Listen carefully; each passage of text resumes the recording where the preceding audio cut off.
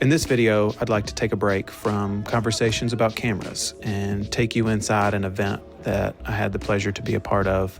It's the closing reception and artist talk for the photo show that I did with Parker Bolin called Death Like a Door, where we explore the theme of change and death in our most recent work.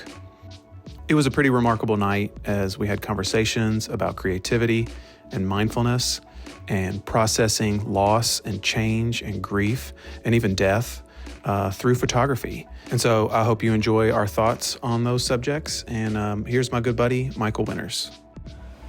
So Alex and Parker are both personal friends of mine, so it's an honor to have you here. They saw this seamlessness in their work together and proposed that, hey, there's some kind of collaboration that could happen. So we're glad to host that, and I'll hand it over to them. Let's give them a round of applause.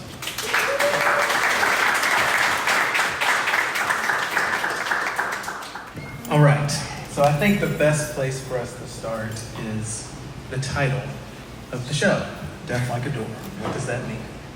I think Parker and I both have experienced... Do you want me to come down? It's just a little bit shorter than yours. I need to be a little bit lower. Okay. Death is never the end of something. It's always a transition into something else. A death of a season of life, or a death of a friendship, a relationship, or a job, or anything. Death is never the end of something. It's always a transition into something else. And so these photographs are documenting a season of change that both Parker and I found ourselves in, of sort of processing these difficult situations through creativity, and in a sense, sort of bringing order to chaos. When you put your eye into a viewfinder, you've got these four lines. There's a little bit of order in there when there's chaos everywhere else. Yeah. I think another interesting kind of starting place that we've been talking through and internalizing is, at the initial state of this, was more about practicing a sense of mindfulness and kind of using the camera as a way to notice our surroundings in a way that was more meaningful, and maybe to slow down and look through or look past, the challenges outside of making, and focus on and interpret our surroundings in a way that was more meaningful. Yeah. I was a railroad conductor for 20 years, and I lost that job, or left that job for various reasons. But in that lifestyle, it was a very difficult lifestyle. I was away from home, my wife and kids. I was just absent quite a bit. And the way that I processed a lot of that, or almost coped with that, was through photography. And so when I lost that job, transitioned into a new job, I immediately gravitated towards trying to find my place, trying to find my bearings through photo walks or through just photography in general. Just with Michael knowing that, he pointed us to Amy Dillard, and she has a pretty lengthy quote from a book, but the gist of it is that, like, as infants, kind of just being unaware of where you've been placed, you try to figure out where you are and why you're there. And she says that this infant usually ends up learning how to fake it, and they assume sort of the plight of the squatter who thinks they own the house that they're in now. And in reality, they're just trying to explore to try to find out where they are, if they can't find out why they're there. I felt at that moment, in those moments, like that's kind of where that I was trying to find out where I was and why I was there through the lens. The practice of being mindful is something that this photographer, and I think just creative Bill Kagi talks about in a TED Talk And he says, I've found that just going outside, walking, noticing little details, taking pictures of unspecial things is a mindful practice, a kind of guerrilla wellness program, and a relief from life's stresses. The modern world is designed to wreck our attention, and mindfulness pulls us back together. And then he goes on to say, like, I think as artists or creatives, we all put a lot of pressure on ourselves to make masterpieces every time we pick up a camera or a paintbrush or a pencil. But he says, this is life, not the Louvre. And so kind of internalizing all of that together, the process of using creativity to sort of get out of our brains, the tendency that we have to overanalyze the difficult situations that we're in, I think that was something that Parker and I saw in each other's work. And sort of everything started to take shape here in this very room, over in that corner. On the first Monday of every month, we have a Sojourn Arts feedback group. And I think we both saw, I don't want to put words in your mouth, but we both saw something extra in the photographs that we were making. Like, there is more to this than what meets the eye. And I'll let you talk. Sure. Oh, that's fine. Yeah, I think in circling around mindfulness is kind of initial tenet, that was driving us to take photos in the first place. I think, like, seeing the way that Alex was, looking at objects that, we kind of see around us every day. And I was kind of doing the same thing, just taking pictures of really weird stuff, like broken mirrors and piles of dirt. But, and kind of over the past year, internalizing what the work was supposed to mean, I think we kind of came to this, realization that these were more than just objects, and especially after they're captured over a series of time. In particular, I think about like this work here, the mound, which, I think on its face, it's a pile of dirt. But if you kind of look closely and you notice some details, you start to realize that, this maybe is a symbol for death, in a way that we kind of internalize it in our culture, in the West. But you start to notice also as time passes that this, shape, this like form of this pile of dirt starts to recreate or be recreated by nature, as it's kind of dilapidated over time, and you start to see how nature kind of overcomes it. But I think what's beautiful ultimately is, if you notice in the first and the last image, which are taken in the same month, 1 year apart, is that you see the same flowers kind of emerge. So it kind of reminds me of like, there's this cycle that is happening regardless of whether or not we pay attention to it.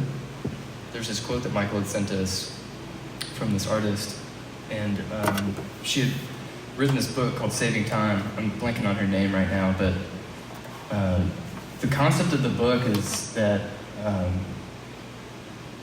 we experience time according to structures that are relative to us. So the macro level argument of the book has a lot to do with capitalism, has a lot to do with societal structures in that realm, but her thesis is relative to the way that nature interacts without our paying attention to it. And that regardless of how we structure time as creatures, outside of our relative understanding, things are just happening. So I thought that was a very interesting intersection with this work, because what might feel obvious or invisible or mundane, there has layers of meaning and layers of interpretation that are just kind of there for you to grab hold of if you pay attention to it. To kind of go back to how Parker and I connected on this particular collaboration, I want to bring to y'all's attention the act of sharing. And C.S. Lewis writes about this particular quote. He says, "The light or joy, and in our particular joy is making pictures, is incomplete until it's expressed. And he uses this analogy, I think it's fantastic. How frustrating is it to come suddenly at the turn of a road upon some mountain valley of unexpected grandeur, and then to have to keep silent because the people that you were with care no more for it than a tin can in the ditch. And it was a special moment when I think Parker and I were able to share that with our Sojourn Arts feedback group, especially Michael and Jordan, so supportive throughout this whole process. And Joshua, and I feel like Andy was here for some of it. Like, there was just a lot of people that contributed with wonderful positive feedback. And it all sort of just started to take shape. That was the theme, was just to kind of observe things changing. I don't know if there was something cathartic about seeing something else change while everything was changing around us too. But Parker, I'm gonna ask you a question. Yeah. What was the most important part about these pictures? What is the most important part about these pictures to you? It's funny you should ask that,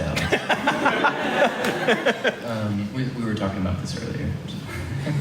We had a lovely hour-long conversation this afternoon, and I wish y'all could have been there because it was so much more succinct than I feel like what we're able to do right now. Yeah. But anyway, we got to enjoy that, so just assume. Yeah. I'm not enjoying this right now. I'm joking. Yeah. This is great.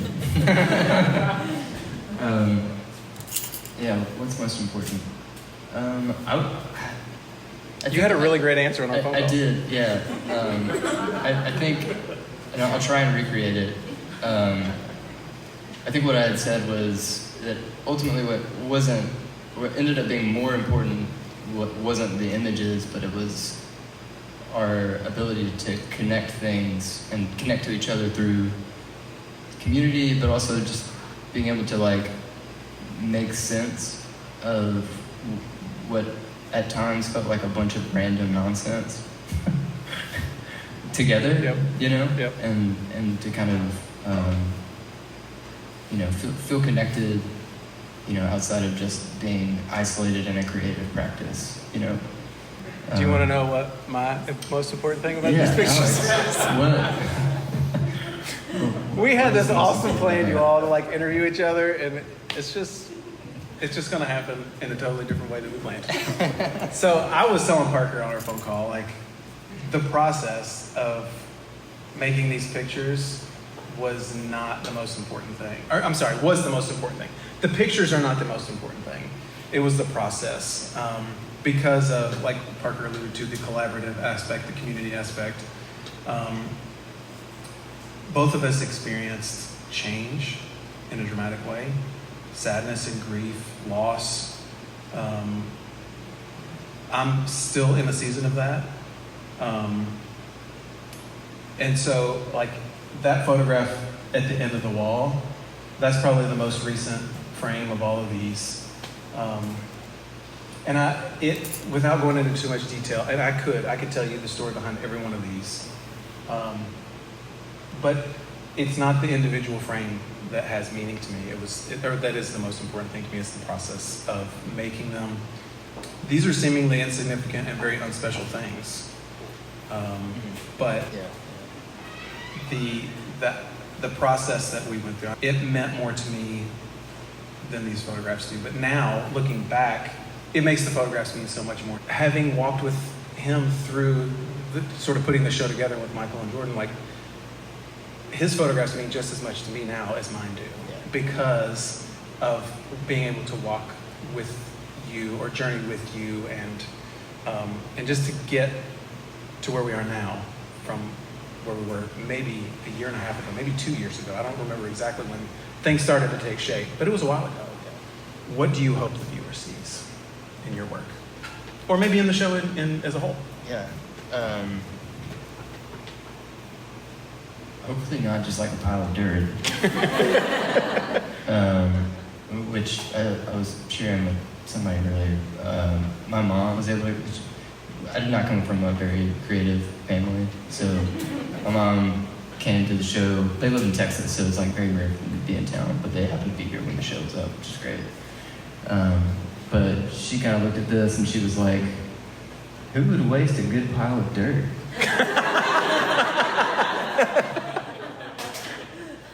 And it's like, I don't know, Mom. Anyways.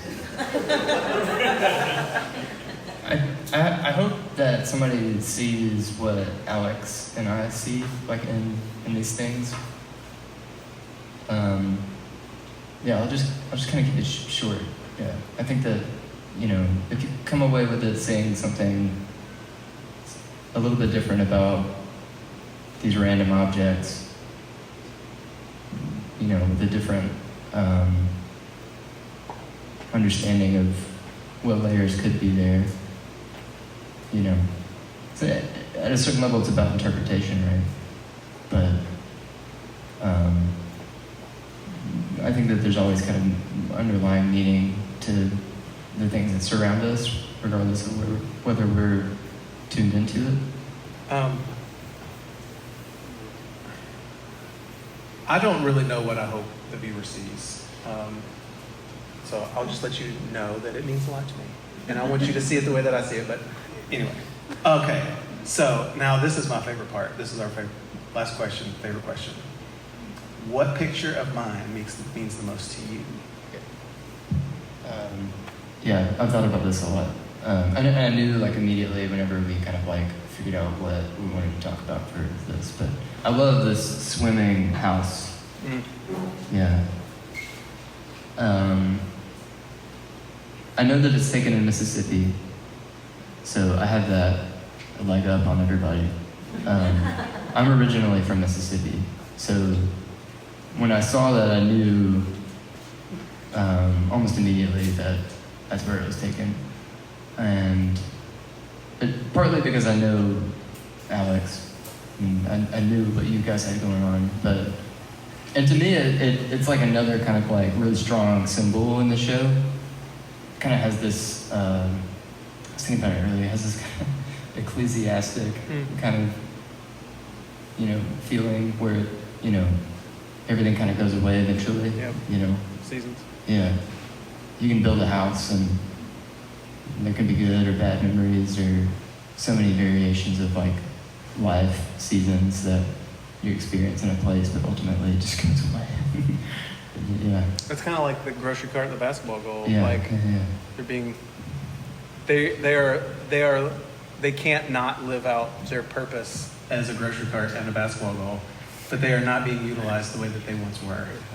And there's a sense of loss there. And I feel that in that picture. So backstory, my wife's mother passed away this summer. And she went from almost completely normal to not with us any longer in about 2 months. And so my wife was in Mississippi for the whole summer. Just a couple of weeks before that, I lost my job. And so I very much felt like we were living in a house that was being engulfed by everything around us. And that's sort of the backstory behind that. So that is on the way to my mother-in-law's funeral.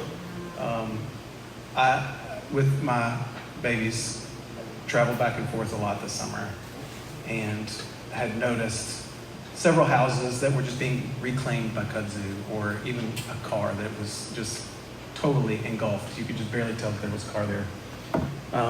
But I knew I wanted to make that picture because it symbolized sort of where I was in my head, in my heart. And I think my favorite picture of yours is the mirror with the house. Because it almost speaks to that very same, in a similar way, speaks to that same experience that I had this summer of there is a lot of darkness on the edges. There is a beautiful sunlit home in the reflection, but the reflection is broken. The mirror is broken, and it's clearly in the junk day pickup. And so, like, just those juxtapositions there. But I think they, just kind of going back to where we started, like, all of these pictures, I think, mean, your pictures mean just as much to me as mine do, because of kind of how we have done that, walked this journey this last year and a half. All right. Do you all have any questions? Is there a particular work that you want to know the backstory to, or is there anything that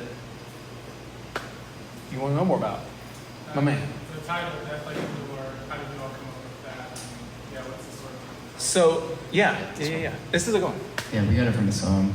Yeah. But it was a process. No, yeah, we definitely had a process. Yes. Yeah. We had a lot of iterations of what the name could have been. Yeah. But yeah, it came from a Big Thief song called Change. I don't know if you've ever heard that. Yeah. It's basically like those lyrics in that song came to my mind pretty immediately. And the whole thing's kind of about time, you know? But that's a lyric right there. Definitely do it. Yeah. Yeah, I think change is 100% to me. You know, like I was saying in the beginning, death is not the beginning of something, it's the change of something else. Or change into something else. Any other questions? Come on. Yep. Love the exhibit. Love your hats, love your hat. As you think about these pictures, photographs, one thing that sticks out, specifically as I look at this side, and I know that you probably have some that's similar. There's this kind of thing of patience too, waiting to the different seasons to actually show up and take another season. I just wondered, like, what was the internal process like for you, maybe coming upon the dirt in the next season? Like, I wonder if it had changed and just like exploring, hey, it's still here, or this has changed now. Like, what was that process when you find something like you want to come back on a different season? Yeah, that's a good question. I mean, with the pile of dirt, I actually didn't expect it to last very long. I thought surely somebody eventually was just going to get rid of it. Put it to good use? Yeah. Like Mom said? Yeah, like my mom said, like somebody's going to use this dirt. But yeah, when I saw it, I just, you know, I don't think I really had, you know, an initial inclination to photograph it every month. But when I went on another walk and it was still there, it kind of clicked. that I could photograph this every month. even with the, you know, slab of granite, it's kind of interesting because it just kind of looks like a tombstone, you know. Like the metaphor is just already kind of there. It's just built in. And when I started to do this, it became clear to me that like looking at this in a similar way would kind of help reinforce the message of, you know, passage of time, and it's kind of like the more it's there, like the more constant something is, the more you notice change.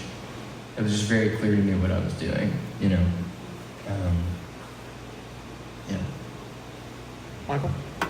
Yeah, so you shared a lot about kind of the emotional process behind the photos. I was curious if you could share a little bit about your technical process and whether or not that kind of played into the emotional process.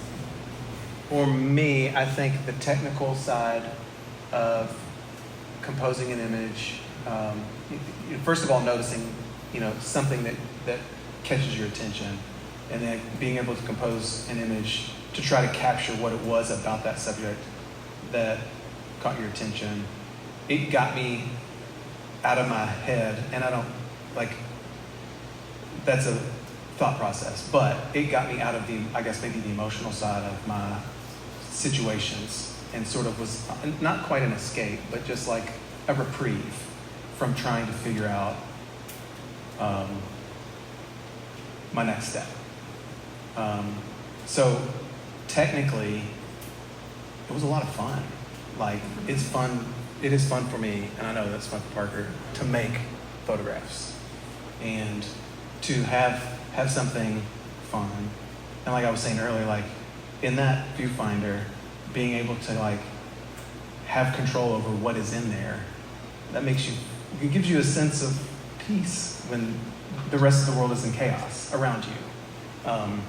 So I think the technical side of it was almost like an escape or a coping mechanism, like with my railroad days. Like I carried a camera with me all the time because I was up all night long. I was away from my family all the time. And so to be able to do something fun to kind of help me get through the day, I kind of superimposed that onto this process too, just like doing something that I enjoy. The technical process for me, once I started shooting digital, it kind of like unlocked my ability to just make better decisions. I was able to just come home and like really quickly put my SD card in my computer, look at the images, and like have a more thoughtful approach to what I was doing, and kind of like quicker feedback loop with myself. Is that helpful? Does that answer your question? Yeah. Any other questions? Pam. So I think looking at the photos, something that jumps out to me, which may not initially have been what you guys were thinking of, is kind of the thread of beauty throughout all the pictures. Yeah. And so we have kind of this juxtaposition of death like a door, but like maybe, so my question is, maybe it's something that you guys saw as you put the show together and all there, but how does that, or did you guys also recognize that thread of beauty throughout it? And how did seeing that maybe on the back end, how did that inform the process, the whole process Yeah. of the experience? Yeah. Well, so lighting changes everything. Like, lighting is amazing. The sun is absolutely beautiful. The angle of the sun changes everything from 1 minute to the next. So I can see like how lighting can cast a beautiful tint or color palette or whatever on an image. But I think what the thread to me is the beauty of how there seems to be more behind the image. I don't know if that's an accurate answer. But I don't know. I don't know if I would have, and probably just because of the kind of experiences behind each photo, but like, I don't know that I would have said that they were beautiful. You know, when the light's to your back, that's the right time. The sun is super high. It's just gonna, make everything look nasty. But sunset, sunrise, low angles of sun, and I think that's all I think about. Is like, I can't make this picture right now because the sun's bad. And so going back to a particular place, maybe multiple times. My favorite photographer, Ricky, and my buddy Ricky back here, changed my life when I saw Sam Abel. He's a National Geographic photographer. Saw him 20-something years ago at UK give a lecture. But he had this premise of compose your image and then wait for the right moment to snap your picture, make a picture. And so a lot of these are compose and wait sort of scenarios where I see a scene, it's just not the right time. Like, the circumstances aren't right, the lighting's not right, I can't make it, I don't have a camera, or just something to that regard. So maybe that's where that thread of beauty is that just being aware of sort of, and almost going back to Michael Butterworth's comment, like, that's a technical, thing. Yeah, looking around at all of your different photographs, it seems like there may have been some intention behind the scale and orientation behind each photo. Could you maybe talk about that a bit? Well, at least for the mound, I wanted this image to just be really big because the colors to me seem really important. I wanted, at least for this image, I'll start here. I wanted this to be semi-eye level, and then to go down the same way that the mound does, to kind of like mimic, not just the passage of time, but you're kind of like following the form of this thing, kind of lowering over time. And if I get 2 years of this, then I'll just keep.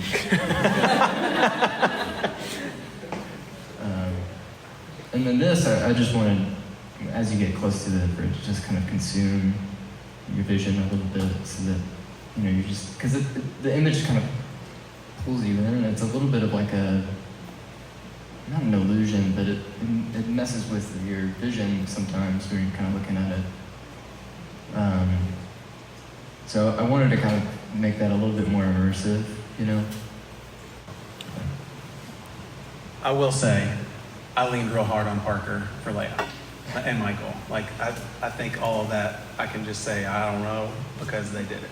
Like, they really did. Like, they did this entire layout for me. So that's why I didn't have an answer for you. Any other questions? This cone thing, is that the same cone? No. Over time? No, it's 5 cones. Okay. Oh, wait, no, it's 6 cones, sorry. Yeah, it's 6. Those are actually, it's funny, those are actually not in the same place anymore. They're being used to hold up a basketball goal. Changed. So, yeah. It's changed. Yeah. Thanks, guys. Yeah, thanks, y'all.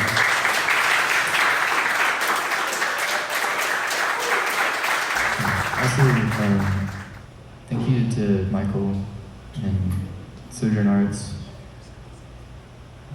Yeah, we should. Yeah, we made some zines. These were made locally by Gasoline Press, which is a DIY print shop. They're absolutely beautiful. This is We're embossed, just, yeah. but we wanted to give a copy to Michael Yeah. and to Jordan. Yeah. Thank you. Hey, Jordan. So thank you all so Yeah, much. thank you all.